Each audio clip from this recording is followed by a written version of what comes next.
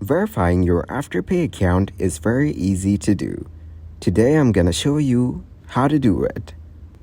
Verifying your Afterpay account helps ensure its security and allows you to access the full range of Afterpay features. Here's a guide on how to do it correctly. In most cases, Afterpay automatically verifies your account using the information you provided during sign-up.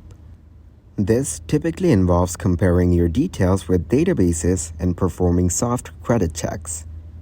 If automatic verification fails, you might need to verify your account manually. Afterpay will notify you through the app or email with instructions. This could be your driver's license, passport, or your national ID. Ensure the ID is valid and matches the name on your Afterpay account. This could be a recent utility bill, bank statement, or official document with your address. Make sure the document is dated within the past 3 months. In some cases, Afterpay might request additional information like your date of birth, phone number, or tax identification number. Once you've gathered the required documents, you can upload them to the Afterpay application or website.